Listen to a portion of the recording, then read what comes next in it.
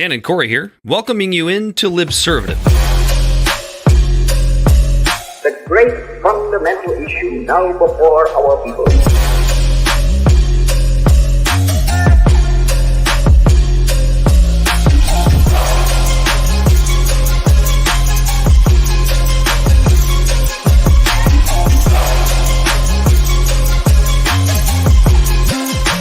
We, the people, cannot turn back.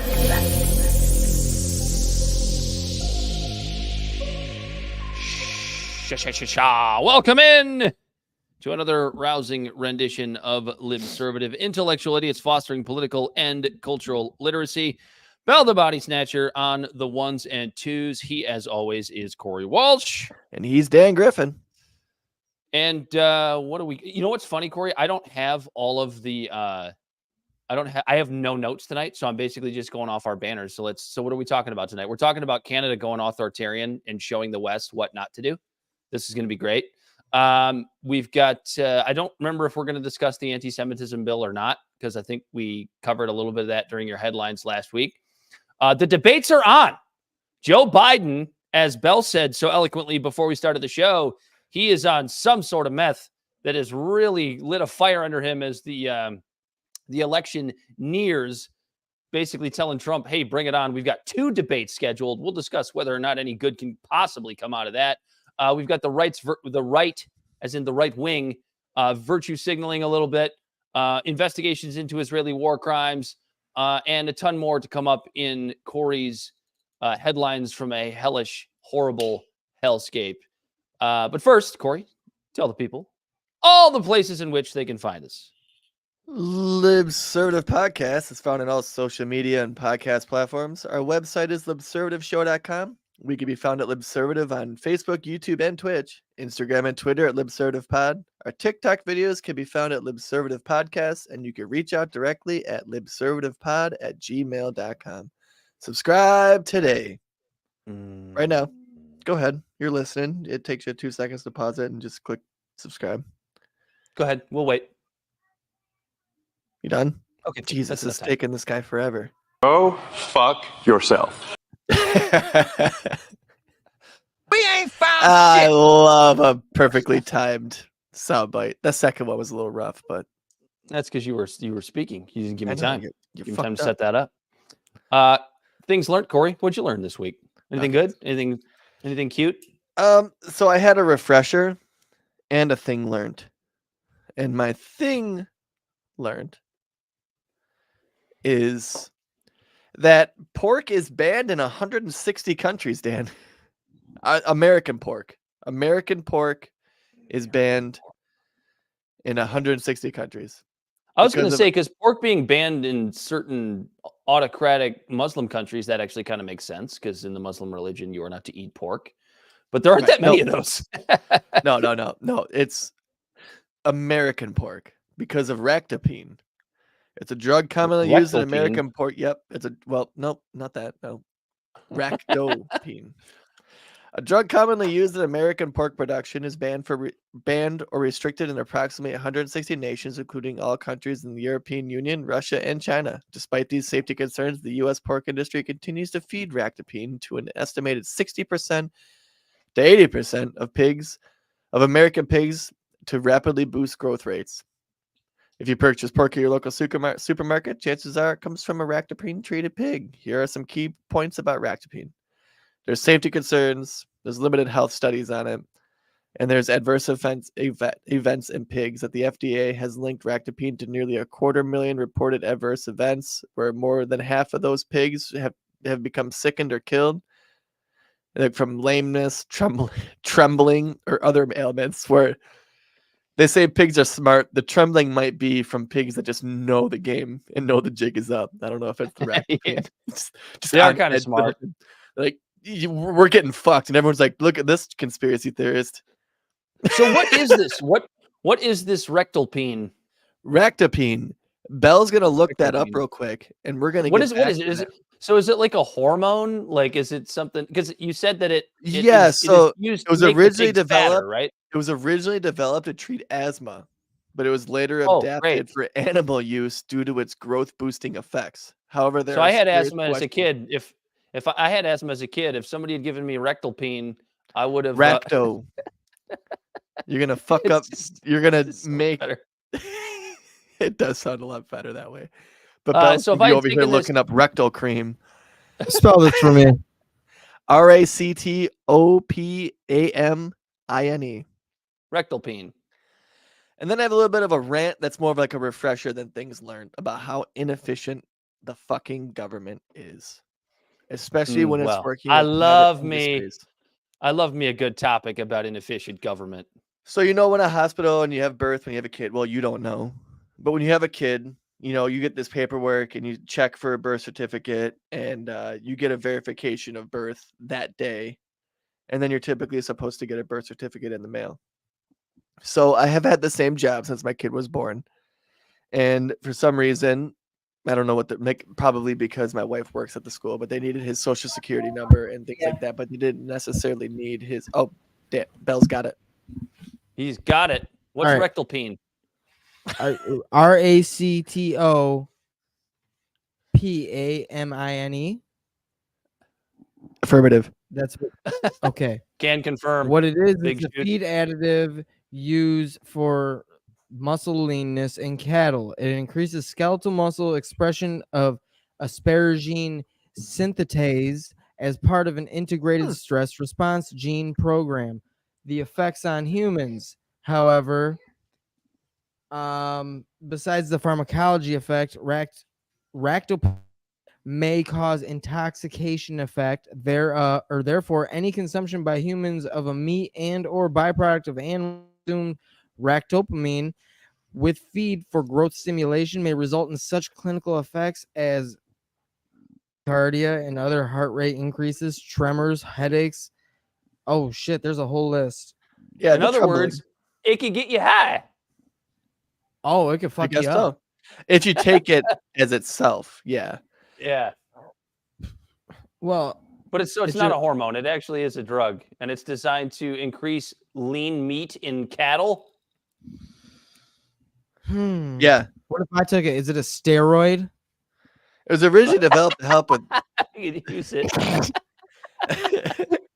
Okay, but yeah. So that's what ractopamine is. It sounds great. I'm glad that's in our food. No wonder why it's banned or restricted in 100. Yeah, but okay. So wait, hold on. So let me just say this, right? Because we have this thing where it's like if it's given to animals, there needs to be obviously there should be studies on this if it has these effects on the animals that we're eating.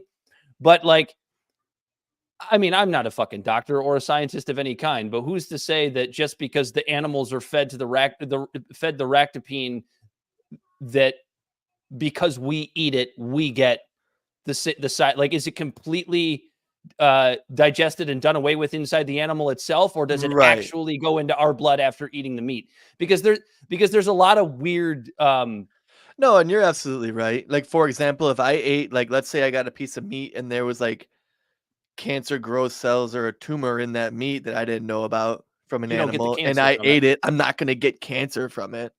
Right. It might be something like that. Like if someone ate my meat, they're not going to get stoned or drunk. Just ask your wife.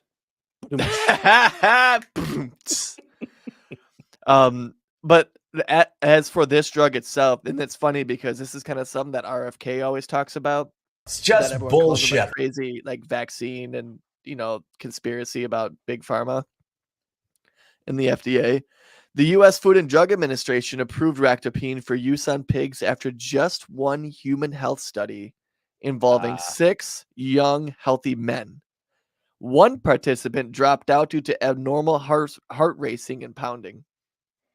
So because 5 men were able to take this drug and not die, it was safe for animals. It was safe for animals. No, that is one good point that I mean, I think RFK has good points on a lot of things, but like when it comes to like the pharmaceutical industry and just the lack of research, that's like the lack of study that actually goes into it, because they'll come out and be, and not everything is like this. Obviously, there are lots of medicines and lots of things that we use every day that are very well researched. It's just easy to see the FDA is a little bit corrupt.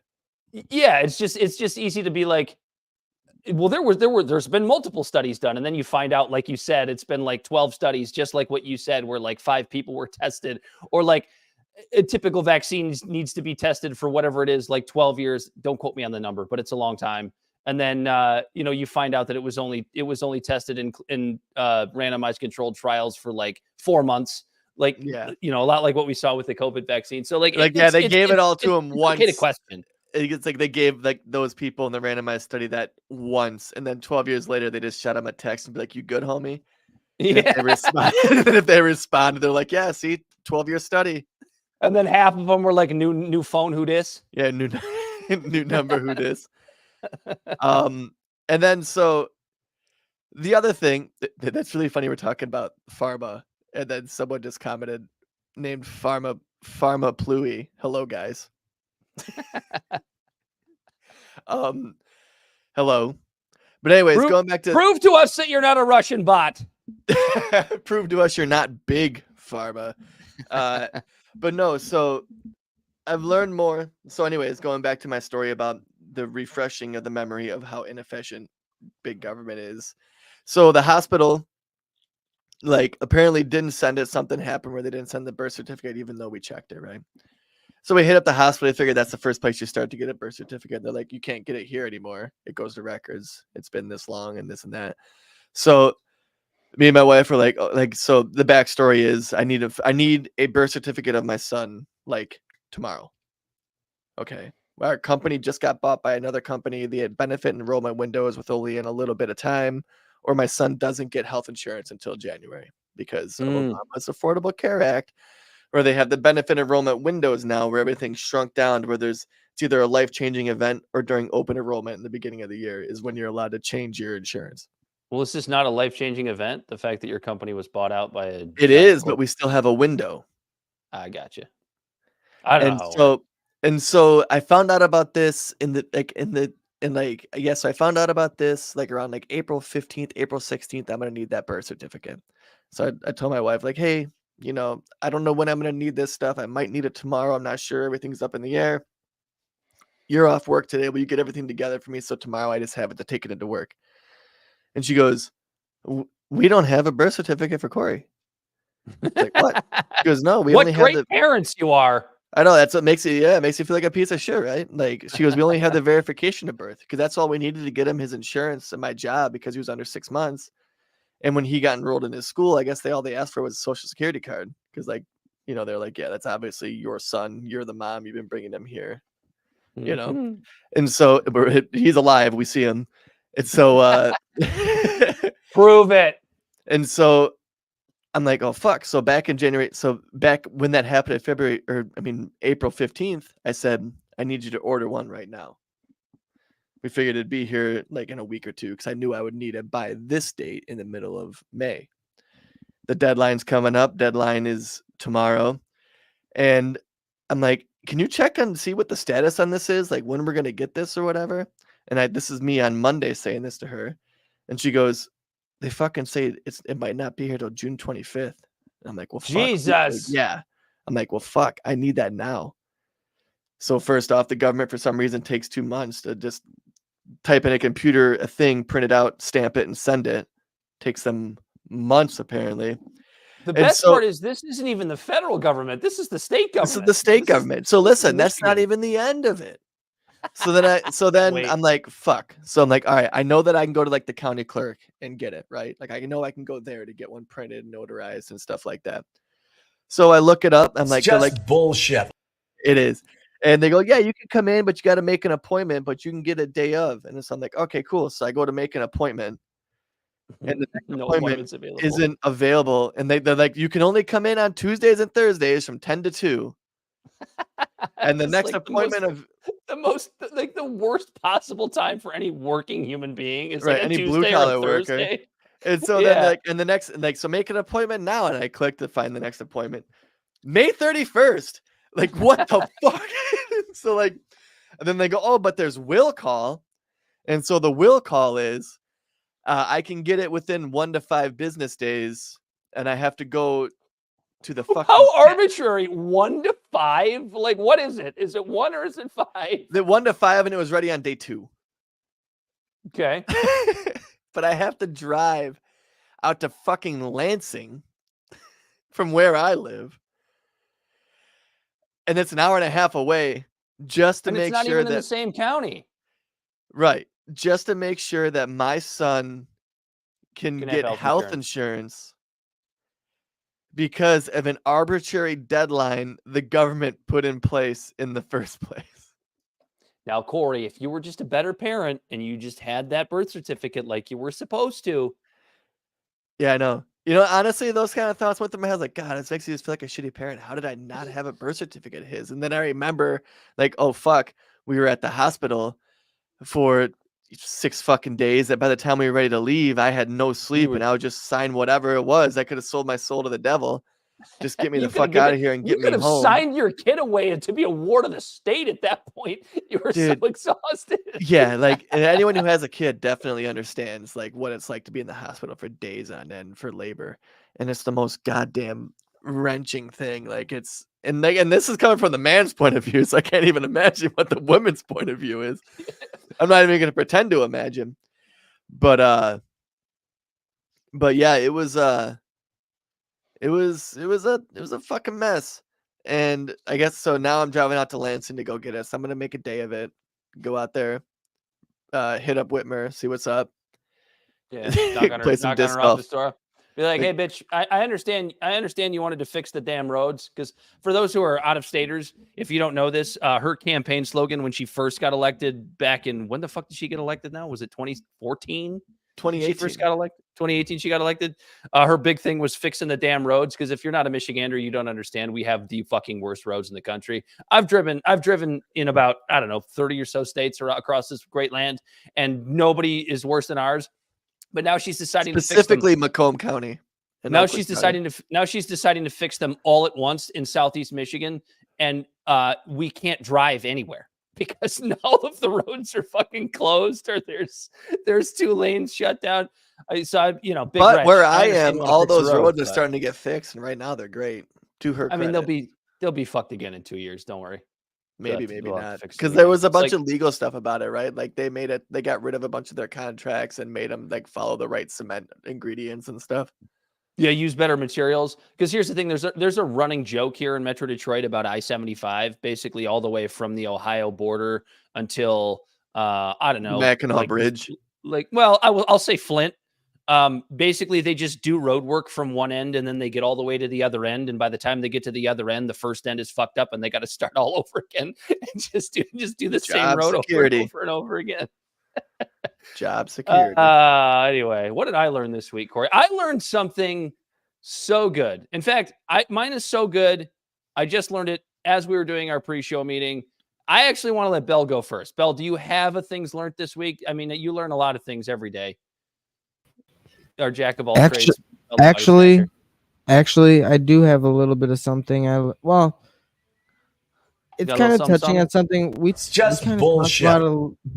We kind of talked about a little bit before the show, but it's not necessarily something I learned, but it's something that I'm constantly reminded of, and I think everybody should be reminded of is how much we take for granted our freedoms here in America that we actually have all the time.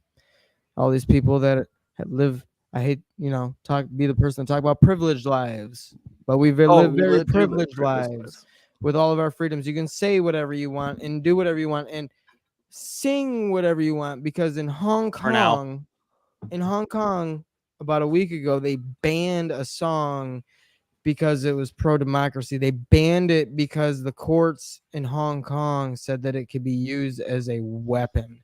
Now they've taken this song. They've taken the song, they've banned it, they've taken it off of YouTube in Hong Kong. They've made this song, if you play it and incite any sort of revolution or anything like that, you go to prison for life. It's probably real touch and go in Hong Kong right now because it was owned by the Brits. It was democratic. They had the 25-year deal. Yep. Now it's going back into Chinese hands. So it's probably real touch and go in Hong Kong right now. Oh, yeah. Wait, you can go to jail for life if you sing this song. That ties into Canada. I was just about to say, what other country did we hear about doing this recently? No, it's like 3 days 3 days ago or so, they started taking it down off YouTube, but they are allowed to play it for educational purposes. Or well, at least they're allowed to do that.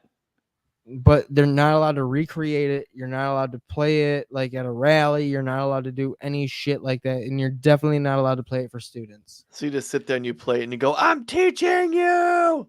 You know what's so interesting about that? Bell gave that caveat about how you're allowed to play this song for educational purposes. Meanwhile, in American universities, you're not even allowed to teach like the Austrian School of Economics. I mean, legally you're allowed to, but you're basically told that if you do, you're going to be ostracized. Like, it's basically only Marxist economics at this point in most of our high-end institutions.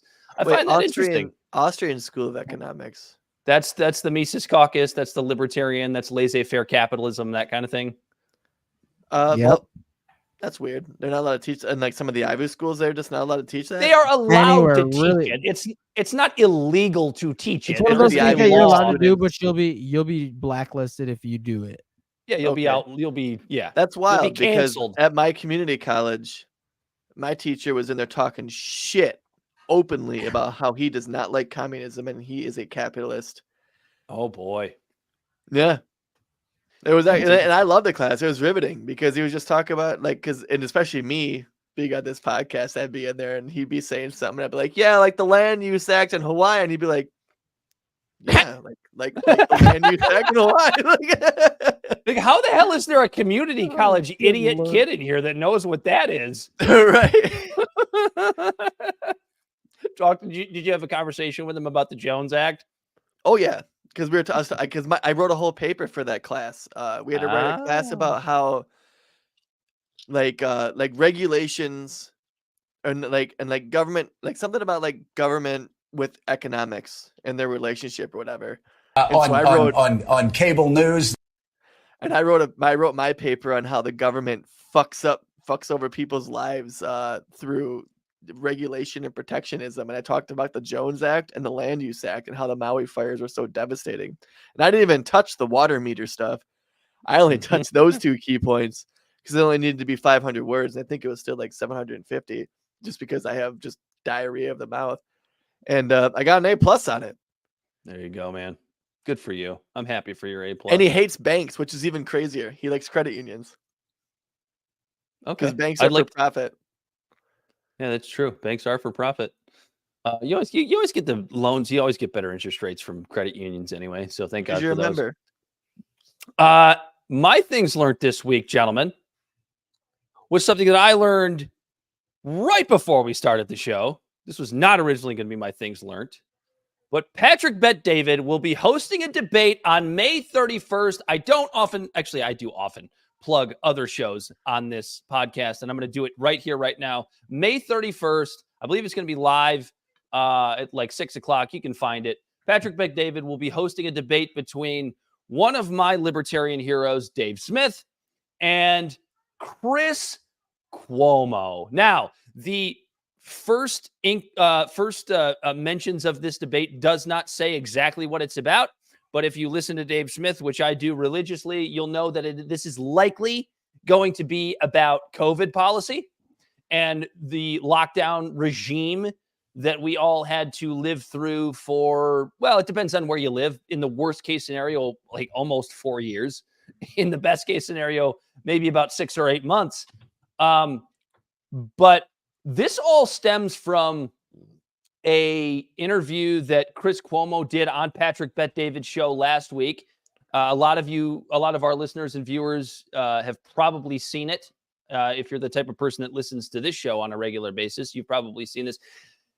Chris Cuomo is going around trying to do this fucking redemption tour that to me is absolutely vomit-inducing.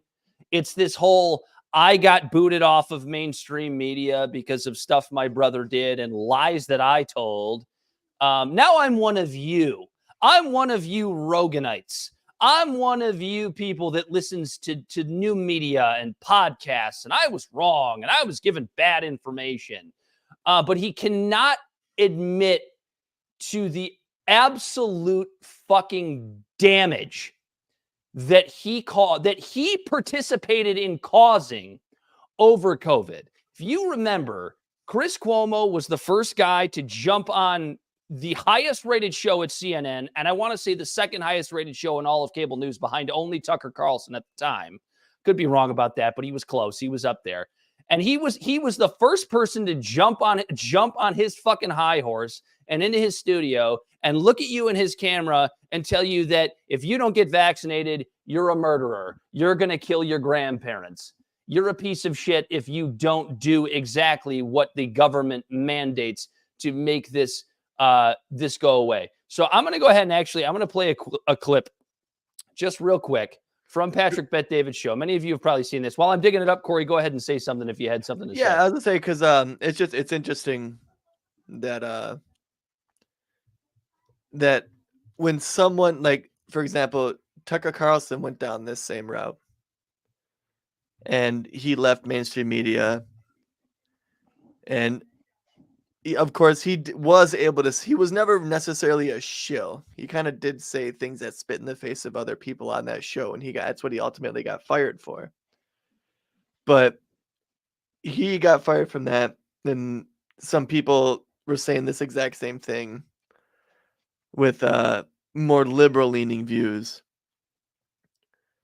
And I gave him a chance, and he's still wishy. Like, some things he says, I'm like, oh, okay, yeah. Some things he doesn't, but he's independent. He's just gotten way out there. But I get an air of honesty from Tucker that I don't get from Chris Cuomo. So I want to let the dust settle with Cuomo, I guess. I'm not vomit induced. I didn't drink a jug of Epicac. I know you watched this once, but maybe you'll watch it again. So let me know if maybe this makes you want to throw up a little bit, because it makes me want to throw up quite a bit. If I can get this to restart. Here we go. I'll tell you something else that's going to get you a lot of hits. I am taking a wait, pause it really fast. A regular dose, whatever. They're trying to. Yeah. He's still so fresh to the whole like podcasting and like independent media thing. That I'll tell you something else that'll get you a lot of hits. Yeah.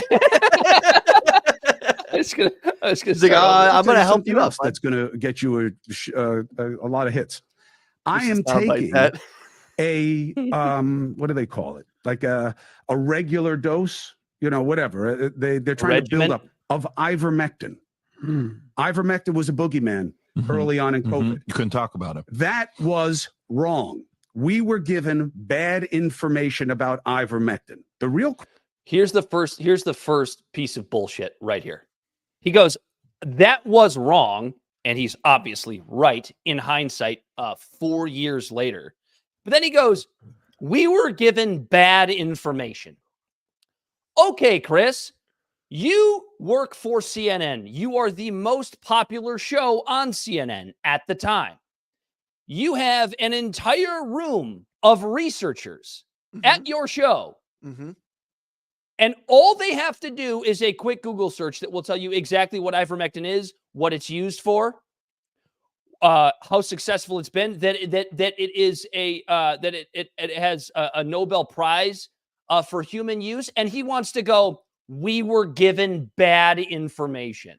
Okay, I'm Dan, sorry, dude. Go fuck yourself. I'm gonna play the devil's advocate. Go for it. I'd love to hear it. Everything that you just said. When this guy is just the mouthpiece, he goes in, he reads a teleprompter, Ron Burgundy style, and leaves. Well, then he's an idiot, and he's not even a journalist. Well, he might have been, but then he probably got on cruise control, is what I'm saying. That, like you just said, they have a whole room full of researchers that he's not doing his own fucking research.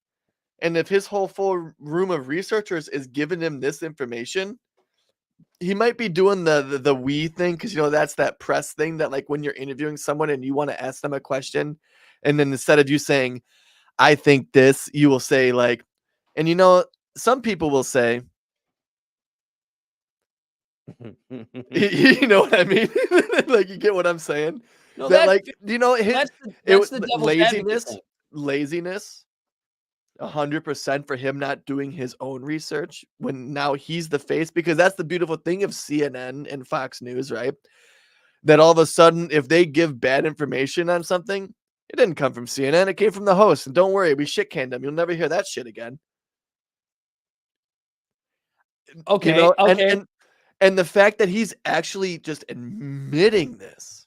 Have you ever heard any other shows admit that? Rachel Maddow, did she ever come back and say, "Oh, I was wrong"? Well, she hasn't been shit canned yet. No, she left on her own terms. Yeah, she's still like there in a weird way. I don't know. I don't. What's the Corey? John I guess what I would say. John Lemon.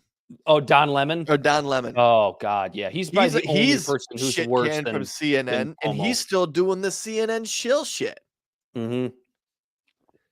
So I guess I'm giving him some credence because at least he's got the the Italian cojones, the balls. I'll give him a lot. In fact, I will give him credit in this way. The fact that he's going on to Patrick Bet-David's show in this instance, and also to debate Dave Smith, where he is absolutely going to get buried.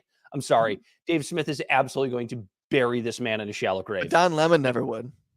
Oh, absolutely not. Rachel Maddow never would. I will give him credit for that. However, I'm not going to sit there and be like, I'm not going to pat him on the head and be like, okay, what you did was okay, Chris. It's okay. We understand. Like he took to the air and called you, Corey. You never got vaccinated. I did. Yeah. Called you a fucking murderer. Mm-hmm. He called you a murderer. And that's fine. Because you didn't get vaccinated. And he wants to, oh, we were just given bad information. Readily available information. And so that's what I'm saying. Like, tomorrow, I get it. He could come out and say something, and then I could be like, "Yeah, no, you were right, Dan. Fuck this guy." You know, I have no problem. No, I know. Admitting that.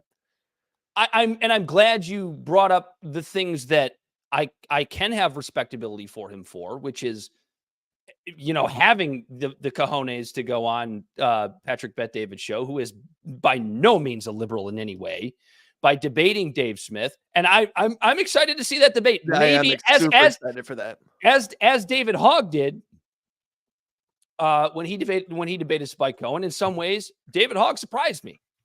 He did. He surprised me in some ways that I didn't think he would, and maybe Chris Cuomo will do the same. But as of right now, am I willing to just look at Chris Cuomo and go, "It's okay, buddy.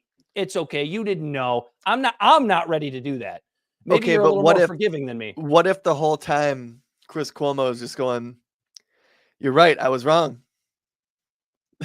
Then will you be like, let's see. Well, maybe let's see let's see what is bringing us into this debate, because this episode on Patrick Bet-David, there's only about a minute left here, is what grabbed Dave Smith's attention and caused him to want to debate Chris Cuomo.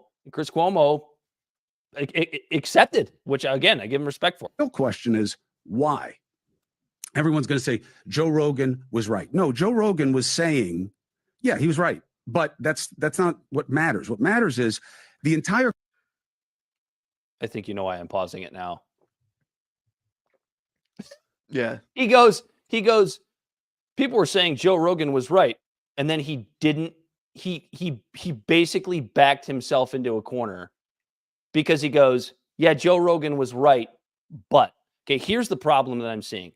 Chris Cuomo is taking a doses of ivermectin to build it up in his system, a regimen of ivermectin to build it up in his system because of a vaccine injury or whatever. I don't even remember why he said he's getting it.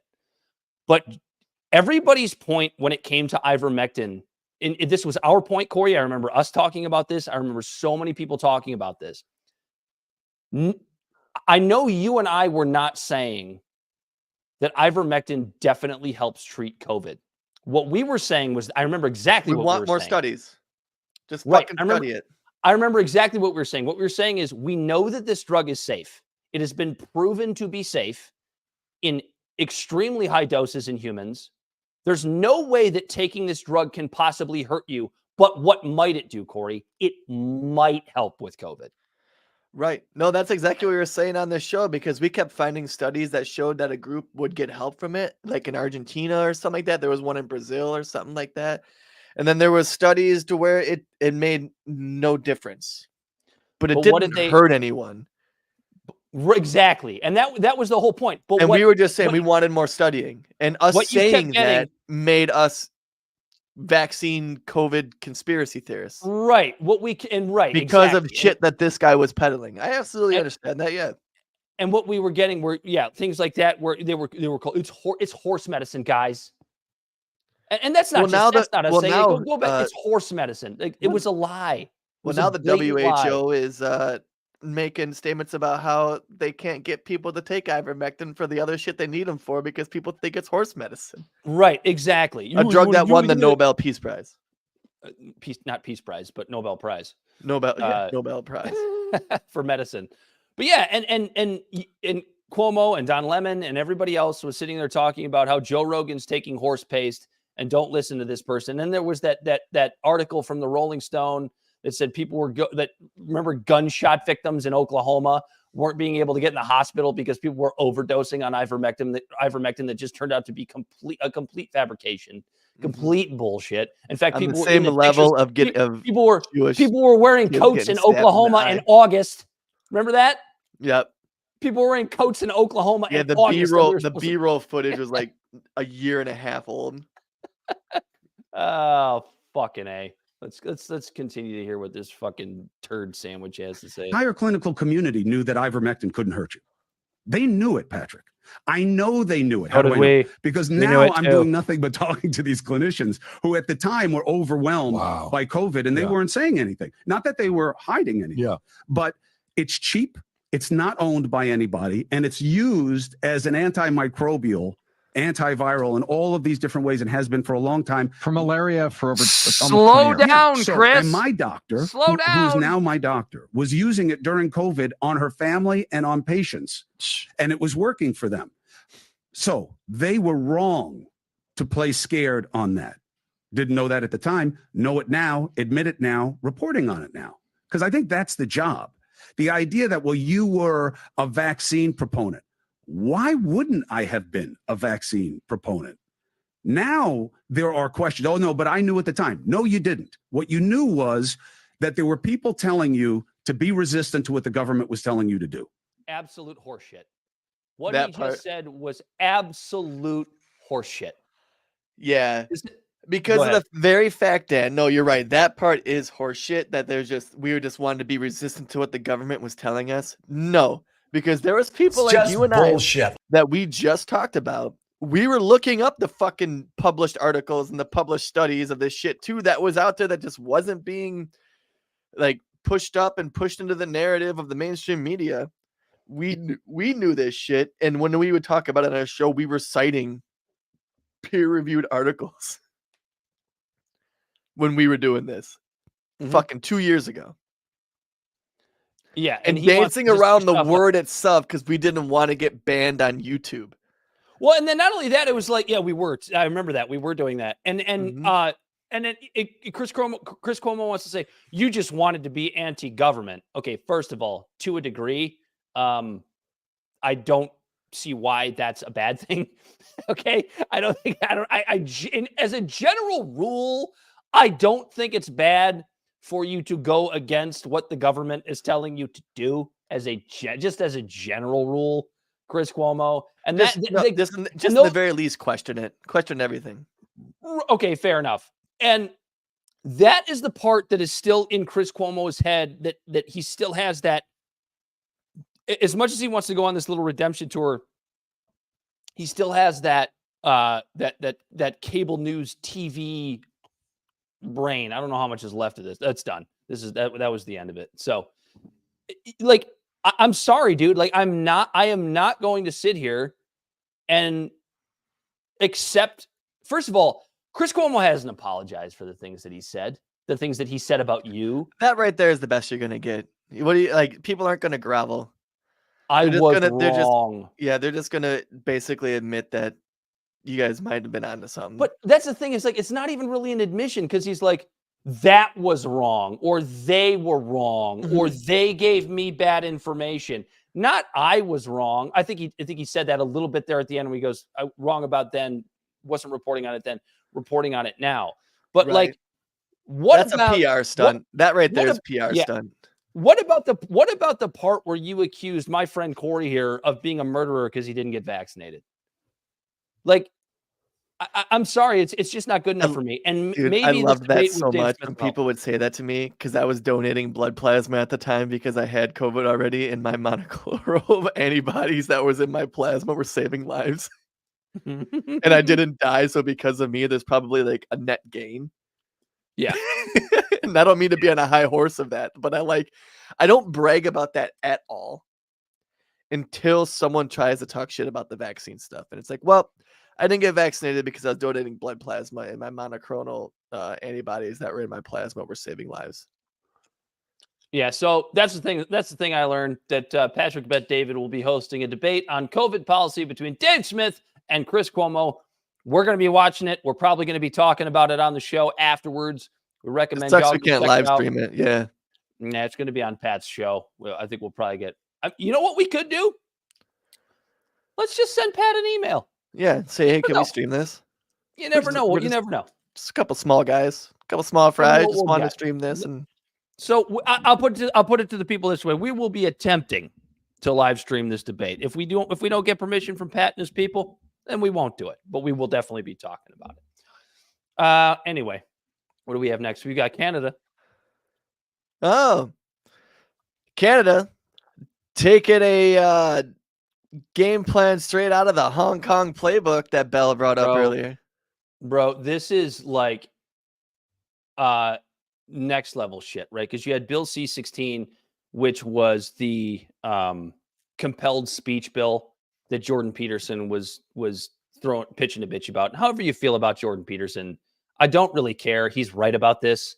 Like he was always right about this. The fact that, forcing him to use gender pronouns is a violation of free speech. It's compelled speech. It just is what it is. Now, I understand Canada doesn't have a First Amendment, doesn't have any free speech laws on the books. And what this next bill is going to show you that's coming out in Canada, people go, well, why should we care about what's happening in Canada? Because Canada is really conducting right now. I shouldn't say Canada because I actually really love the people. The people are absolutely lovely. But the federal government, Letterkenny. Yeah, the federal government is it's in Canada is really conducting an experiment on Western authoritarianism here, democratically based authoritarianism, and we see bubbles of it all the time, especially lately in the United States. Whether you want to talk about the anti-Semitism bill that came out, hasn't passed yet, and will hopefully, luckily, be overturned. If we're lucky, will be overturned by the Supreme Court should it pass, where it's essentially illegal to criticize Israel. Correct? Did I basically get that right? Yeah. They're expanding the speech. I think they're expanding hate speech of anti-Semitism from just like talking about Jewish people to the state of Israel. I think targeting the state of Israel could be considered anti-Semitism. And I think at first it will only apply to, we're talking out of our asses a little bit here because we've only got vague details on this, but I think at first it would only apply to university campuses. It wouldn't necessarily apply to us, but that's a slippery slope. Anything that starts on campus somehow always ends up in here. So what I wanted to talk about today was Canada. They have a new bill, C-63. It's called the Online Harms Act. And I always recommend everybody go check out Matt Taibbi's Substack. He had a nice piece on this today, which is what made me really want to talk about it today. Online Harms Act. When you hear that, Corey, what's the first thing that comes to your head? Online Harms Act. Online harms. Like identity theft. Okay. Like I'm trying to think of something that would actually harm someone tangibly because you figure it's a filter that it's some bozo that you don't know with a fake profile talking shit and trolling. That's not harmful. What is it? Your first day on the internet? It's been like that since the beginning. That where online harms would be like doxing someone. Identity theft again, like I said.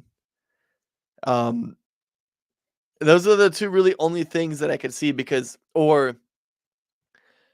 maybe like a direct threat, like I'll fucking kill you. Okay. Something like that, maybe. That's not what this bill's about. This bill is about speech, as you might imagine when you're thinking about a Justin Trudeau run government.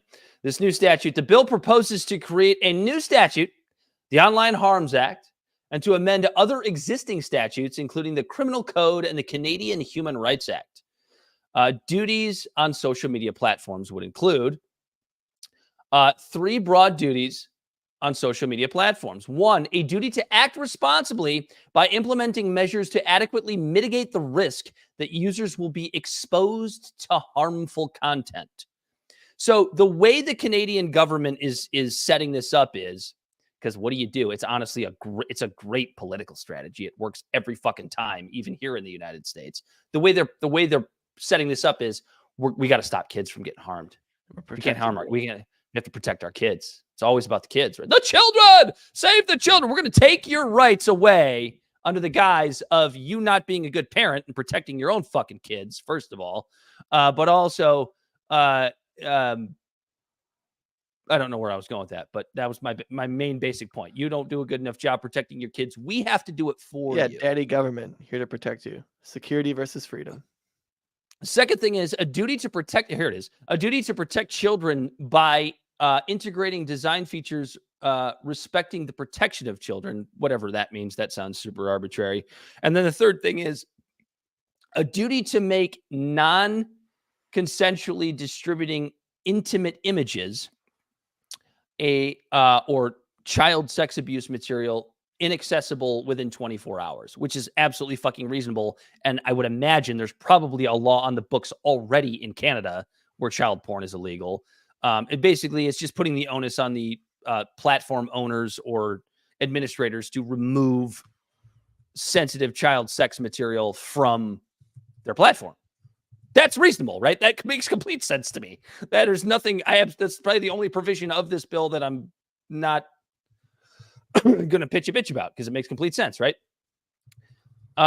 So regulated services include social media services, adult content services, and live streaming services. The act will apply to these platforms such as Facebook, Pornhub, and Twitch.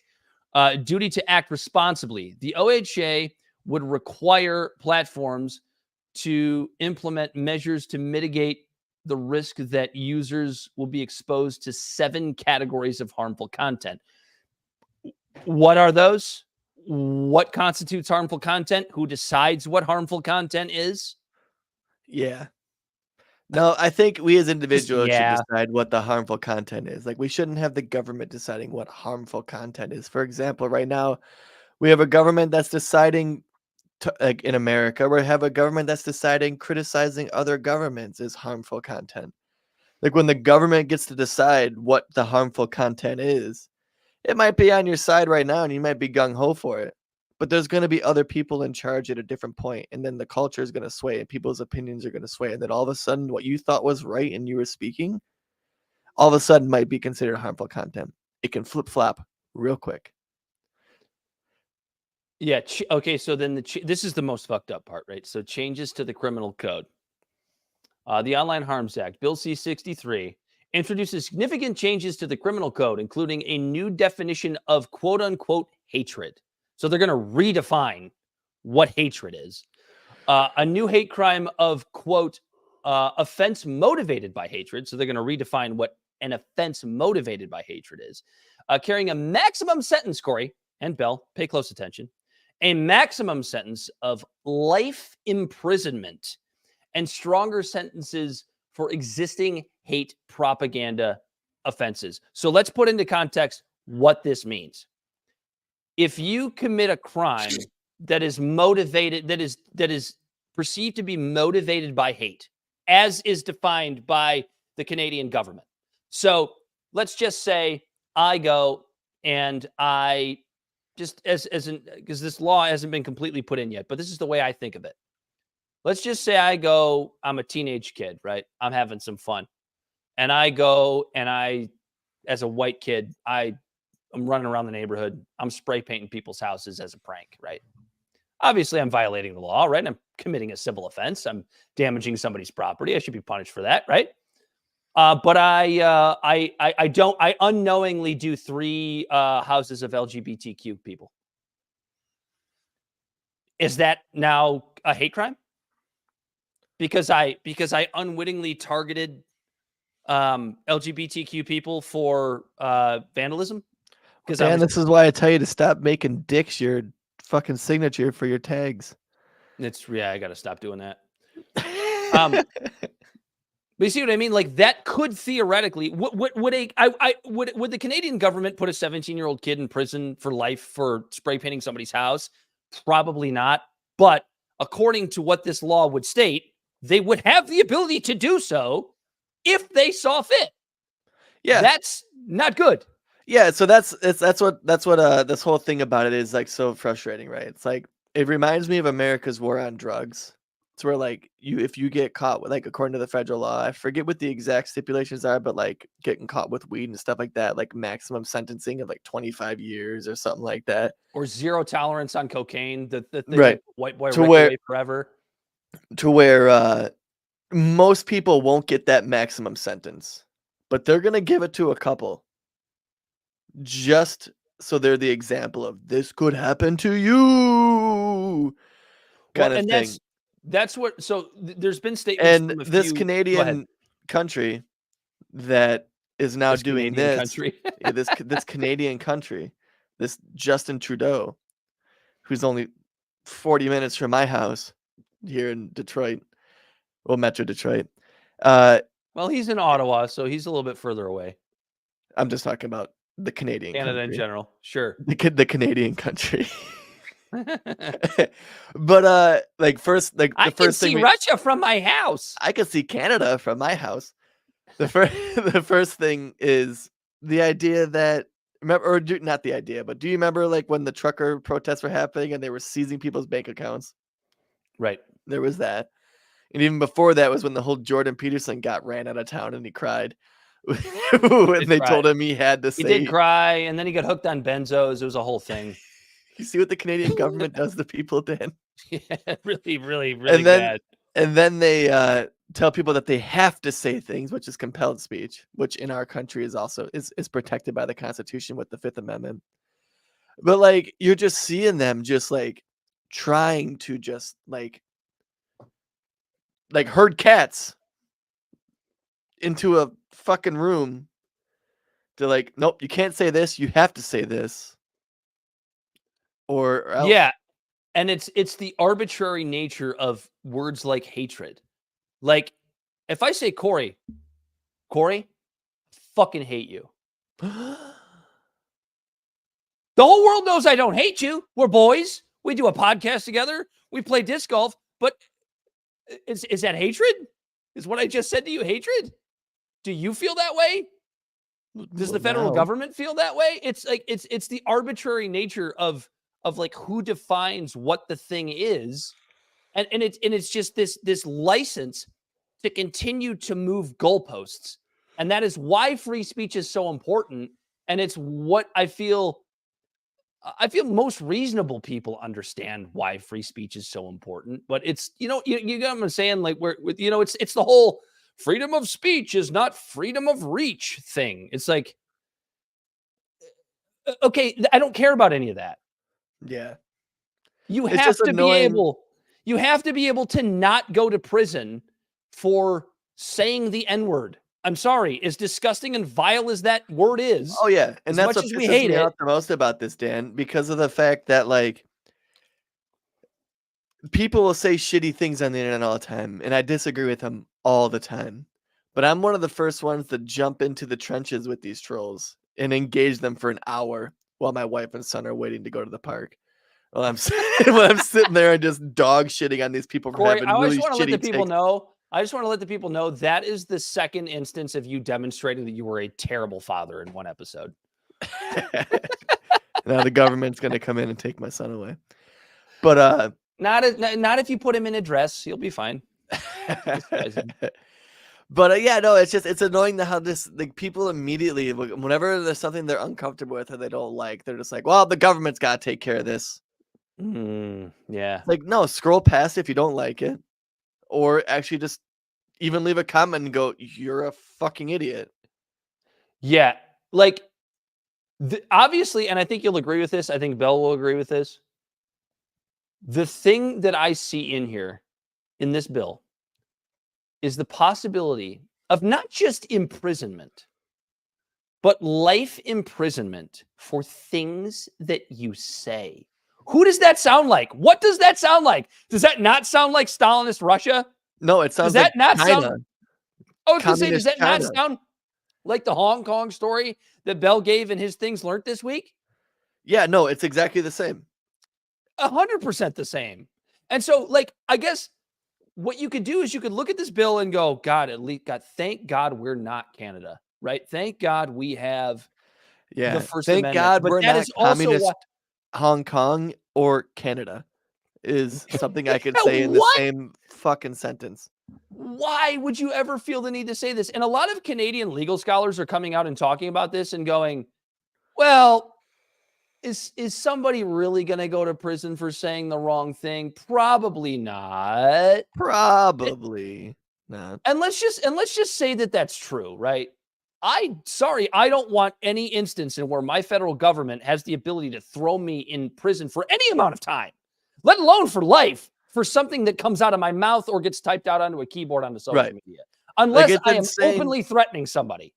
That us not being edgelords on our podcast and just talking shit and just shooting the breeze could get us in serious trouble in a countless amount of Western cultured countries. Yeah, it's insane to me. So, and honestly, there was another, I wish I could remember the name, but there was a legal professional in Canada, was mentioned in Taibbi's article. So go ahead and check that out on Substack from last night. It was a great piece. But this particular lawyer had mentioned that the likelihood that anybody's going to get any serious penalties from this is small. But again, as I said, I don't care. I don't even want it to be a possibility. But the better point that they made was, it has actually more to do with the idea that perhaps because of this thing, you will see plea deals taken that would not have otherwise been taken. And the example that's given in the piece is, say you're driving through federal land in Canada and you crumple up a pro-LGBTQ pamphlet or whatever, and you throw it out your car window because you don't want anything to do with it.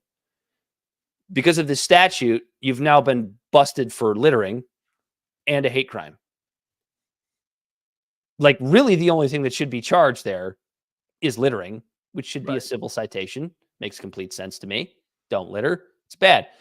But now, basically, for a littering offense, you could be possibly looking at jail time. And now you're going to be taking a plea deal based on the fact that you actually didn't even say anything. You just committed a hate crime act by crumpling up an LGBTQ pamphlet and throwing it out the window. Like, are these, like, you could look at these examples that we've given and gone, what are the chances that's going to happen? It's like, I mean, fair enough. I get it. Yeah, no, fair enough, absolutely, because right now there's that whole thought experiment going on of man versus bear. And you're seeing a bunch of women, and you're seeing a bunch of women. You and your wife got in a fight over that. And it's this whole thing of like the man versus bear thing, and here I use the argument of like, yeah, but 0.00019% of men, of all the men in the entire country, might possibly actually commit this heinous act. That's terrible. But when the roles reversed, if you have a 0.00019% chance of being accused of a hate crime because you crumpled up a piece of paper, and that's hyperbolic, this exact thought experiment you're bringing up, I'm going to absolutely choose that you don't have this law, then you have this law. Just like how a woman would choose a bear over a man. It makes complete sense. It's so funny too, because like the cultural implications of the man versus bear thing, as we've seen in multiple situations, it's causing people to get in fights with each other. It's causing people in relationships to get in fights with each other, like with their significant other. It's causing people to get in fights with people that they don't know online over a completely idiotic premise. It's just stupid. There's nothing good that can come of this debate. Nothing good. It is probably designed that way. I don't know. Do you have anything else you want to say about Canadiens Bill C-63? The last thing I'll say there's just a serious authoritarian streak in Canada that's not the greatest. Yeah, and if it can happen there, if we got to fight them over there, so we have to fight them over that's why we're talking about. We got to fight the Canadian authoritarianism over there, so we don't have to fight it over here. There's a lot of Canadians that say this. They go, listen, like we pay attention to what people say in the States. For some reason, they give a shit about our opinion. I don't really know why they do. The biggest exporter of culture. Everyone gives a shit. But it's like, yeah, like if it's like, let's stop it in its tracks. Over there, got to fight them. We got to fight them up north, so you don't have to fight them down south.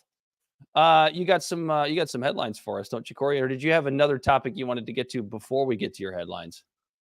Real quick, the debates are on. Oh fuck! Thank you.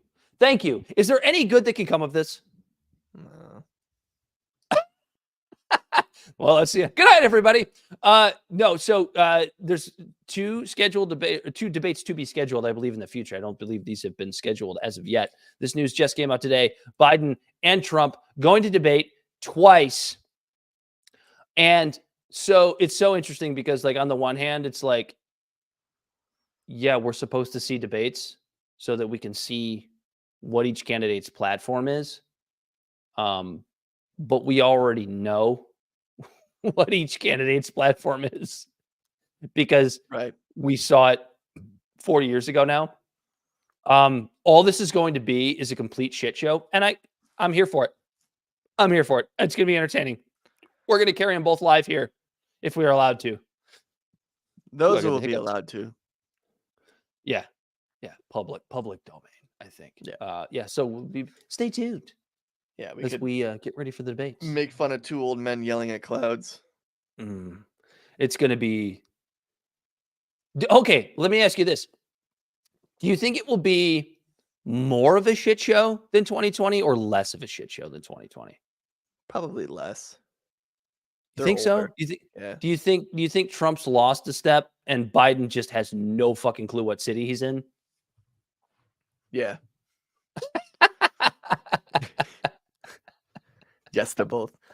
That's the thing, though. Like, Trump not getting involved in the Republican debates was actually a brilliant decision on him because everybody that's a Trump supporter looks at Trump and they go, he dominates the debates. And like, if all you're looking for is like one-liners and strongman quips, sure. He's a great debater in that way, I guess, but he's never come with any substance in any of his debates. It's always been, you should be in jail. When I get elected, you're going to go to jail. Which didn't happen. Which didn't happen and which won't happen. Trump is the swamp, if I have to reiterate that to anybody that still might be a Trump. Two swamp men fighting, and one's claiming he wants to fight the very swamp he helped promulgate. Yeah. I've said it. I will say this though.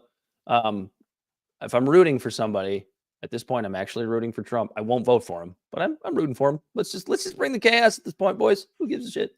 Give me the chaos. Fucking get this. I'll take the chaos. Over. Bring in the clowns. Oh, now it's time. All right. It's time.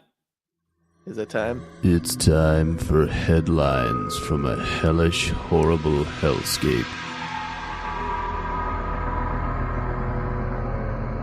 May God spare our children's souls. The end is nigh.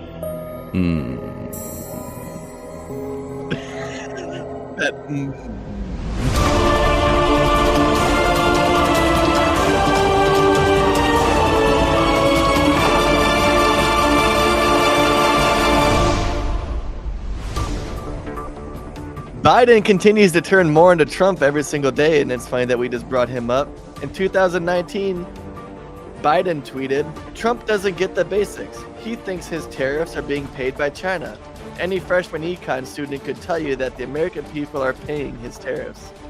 A short 5 years later, Trump, under his new Twitter handle of POTUS, says, I just imposed a series of tariffs on goods made in China. 25% on steel and aluminum, 50% on semiconductors, 100% on EVs, and 50% on solar panels. China is determined to dominate these industries. Is it fair to say that tariffs are just virtue signals at this point? Because we all know that all tariffs do is make shit more expensive. They make cheap consumer goods harder to get a hold of. They're not a good thing, regardless. But it's a way for whoever's president to virtue signal, I'm tough on China, or I'm tough on Iran, or I'm tough on whoever. It's just a virtue signal. Yep. In the next news, conspiracy theorists can't seem to get out of their own way and continue to take a breadcrumb of truth and decide to completely blow it up into an unfathomable, unimaginable, and unbelievable trope when they decide to talk about the Northern Lights conspiracy. When the Northern Lights that just happened recently, I remember texting you boys, get outside right now, because we had a giant solar flare come from our sun that created the Northern Lights here in Michigan. And I got some beautiful fucking photos for where I'm at. Boy, and most of America got to see these Northern Lights so millions of people who've never seen them actually got the chance to see them. Immediately, conspiracy theorists blamed HARP and said HARP is the ones who did this, which is like I don't know the acronym for HARP if you want to look that up real quick while I'm continuing to talk. But it's a place based out of... Bell walks away. Yeah, just as Bell walks away.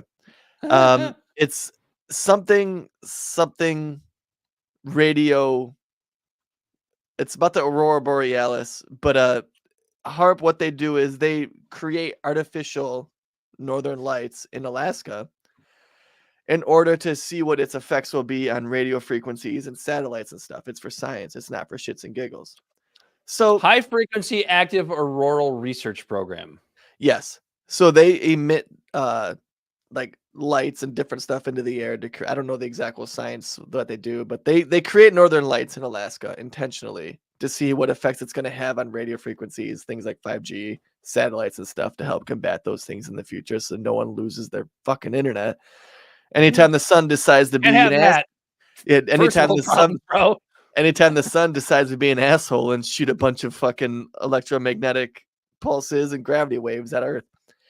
And so what is something that's factually true, HARP does this. They decide to take this and run with it and say that they did this to the whole world just for shits and giggles, because apparently that's how they get their racks off. And it's funny because I'm going to bring Bell in for this for 1 second because of the fact that I saw him have an interaction with someone on a friend's page that I was literally about to talk to and talk shit to, and Bell already beat me to it.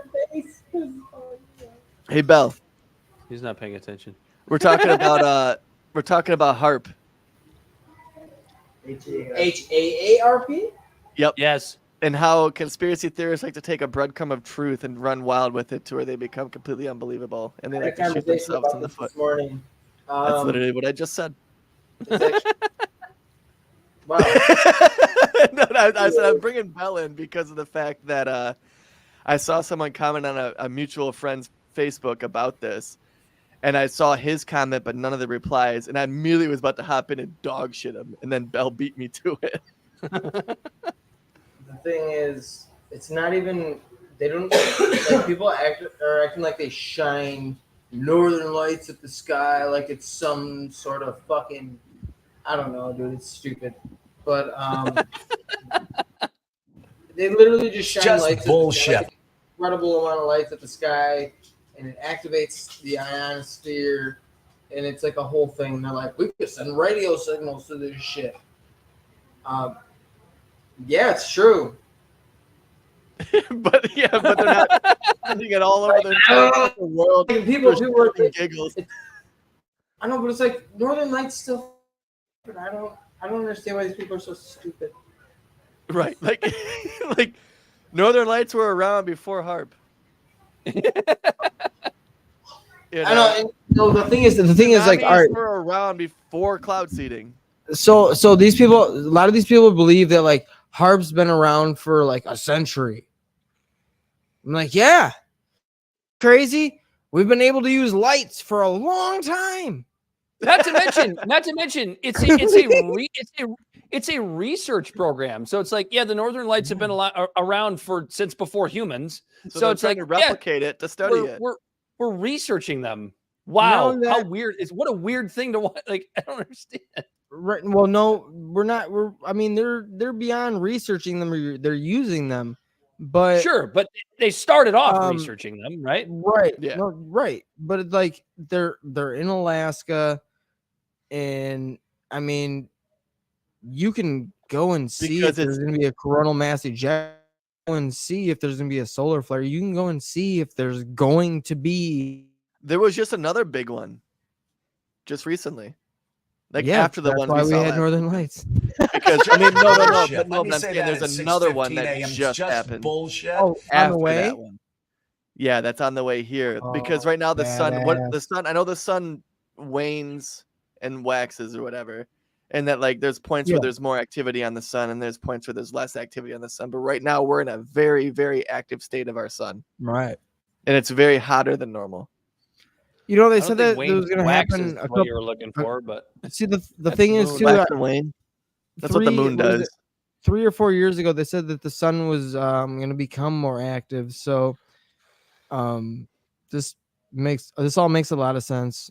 You don't have to make a conspiracy. I told the dude earlier. It's like, you know, you're right, but sometimes, you know, people make these things because they're trying to recreate something that is already naturally occurring, and they want to use that thing because it is naturally occurring, and they want to recreate it.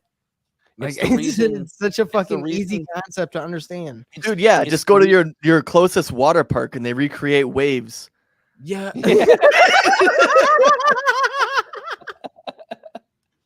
Or geysers. To recreate geysers. Hey, we just do this stuff. It's what humans like to do. We lost. Yeah, it's the reason why conspiracy theorists are fun, because like you said, Corey, what we've always made fun of them for is they take like that little grain of truth and then they just stretch it into the most and they just shoot themselves in the goddamn foot every single time. And it's like, dude, just take the truth. You don't need to. And then Alex Jones it. Yeah, and then when things turn out to be correct, nobody believes you. The Alex Jones effect, right? When Alex Jones gets shit right, which he does a lot. We found this out. He gets a lot of shit right, but he throws so much shit at the wall. And gets he's so probably at like much a 1 overboard. in 50, like a 1 in 100. Dude, like, even ratio. even if it's 1 in 10, and maybe it is that good of a ratio, I don't know. Like 10% is not a great. That's clip. what God wants you to give him from all of your wealth. So yeah, that's a good number. Did you have any other headlines, Corey? Yes. Oh God. 34 Senate seats are up for re-election during the 2024 campaign, and I feel like this is actually something we can get into more. But a lot of seats in swing states and stuff like Michigan that we live in, and Arizona, which is now at this point a swing state, Philadelphia, and Trump being on the ballot has a huge implication for these. And I want to get into that one more, but we'll save that one. I just wanted to put that in your ear. Well, let me just make this one comment about that. The Trump side of it. We're actually going to see. I have no faith in the Republican Party, but we're going to go ahead and see if they learned anything from 2020 and 2018, which is that running these Trump Jr. types of people doesn't work. While Trump can win an election, as we've seen, he won one and was very close to winning a second.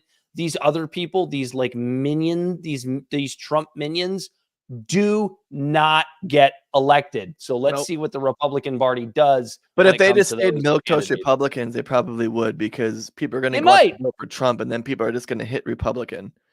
They might. The Leahy law is being talked about right now. I don't know if you've heard of that. Yep, the Leahy Law But the is Leahy the Law law is that says that we cannot give weapons to be used in war crimes. right. Well, in recent developments, there have been concerns about U.S. weapons being used in ways that may violate international law. For instance, a report delivered to Congress by the Secretary of State Antony Blinken suggests U.S.-made weapons may have been used by Israeli forces in Gaza in ways inconsistent with international humanitarian law. Imagine that. And this is my surprise face. and the memorandum that is being talked about is a memorandum that assesses the conduct of foreign governments that receive weapons from the United States, including Israel, Colombia, Iraq, Kenya, Nigeria, Somalia, and Ukraine, because apparently we just give weapons to fucking everyone. Oh yeah, we sell them though. The money comes back to Raytheon and other General Dynamics and other great, wonderful American institutions. Yes. So this recent memorandum finds that it's reasonable to assess that U.S. weapons have been used by Israeli security forces in instances inconsistent with international humanitarian law, obligations, or established best practices for mitigating civilian harm. The legal determination of this is the report avoids making specific legal determinations, but concludes that Israel's assurances regarding humanitarian aid and IHL compliances are credible and reliable, allowing to the continuation of the U.S. weapon supplies.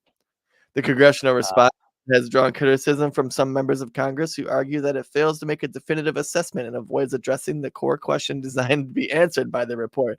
Apparently, the report was designed to answer the question, is Israel committing war crimes?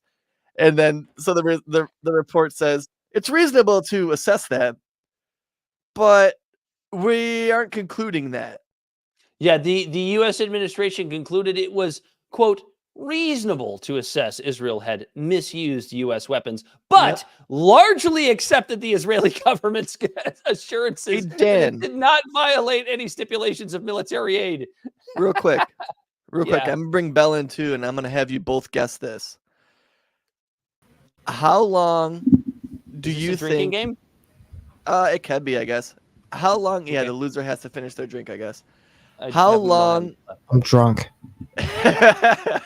How long do you think it took the U.S. government to assess that Russia was committing war crimes in Ukraine? One day. Hold on. Well, before I answer, is this a Price is Right situation? As close as you can get without going over? Yeah, sure. I was gonna say, is this the Bell said 1 day. Right. Yeah, Bell said 1 day. So I'm gonna go 23 hours and 59 minutes. So wait a minute. I'm gonna go 1 second. I'm gonna go 1 second. 1 second. Because it's closest without going over. 1 second. So Bell wins because it took 20 days. Okay. For them to assess that what Russia is doing is committing war crimes. Here we are, 7 months later from the Israel conflict, and now all we're getting from this same fucking bureaucracy is, well, it's reasonable to assess that might be what's happening. But we just believe the Israeli government. But we believe them. Yeah.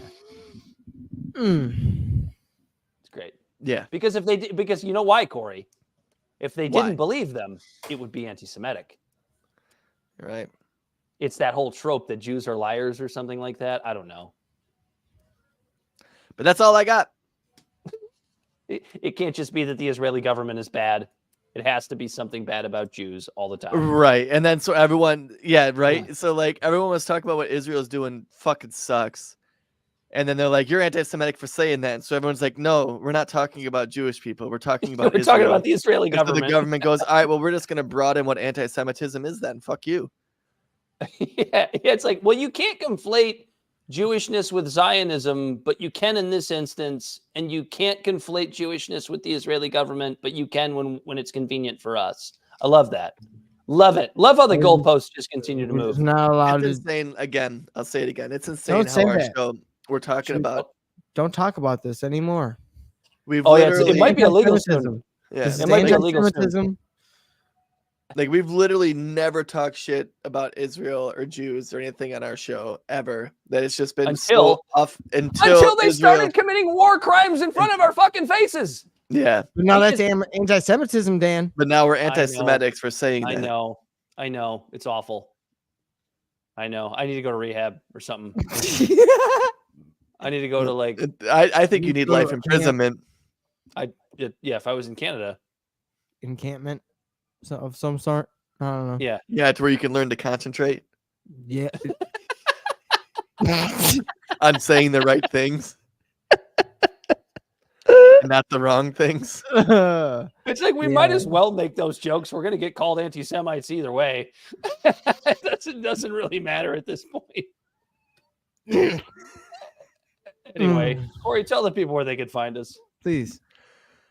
Libservative Podcast is found on all social media and podcast platforms. Our website is libservativeshow.com. We can be found at Libservative on Facebook, YouTube, and Twitch. Instagram and Twitter at LibservativePod. Our TikTok videos can be found at Libservative Podcast, and you can reach out directly at libservativepod@gmail.com. Subscribe today. And don't forget, on May 31st, to watch the debate on Patrick Bet David show between Dave Smith and Chris Cuomo. We're going to reach out to Pat, try and carry that thing live. Unless you hear us update you on saying we could watch it on here, and then come here and watch it. Yeah, absolutely. I'm actually going to send the PBD show a email tonight. We'll see where we get. We probably won't hear anything, but it's worth a shot. Either way, we'll be talking about it. For Bell the Bodysnatcher, who has been on the ones and twos all night until he got drunk and almost fell asleep, he's been Corey Walsh. He's been Dan Griffin. This has been Libservative Intellectual Idiots fostering political and cultural literacy. And until next time, we are out of here.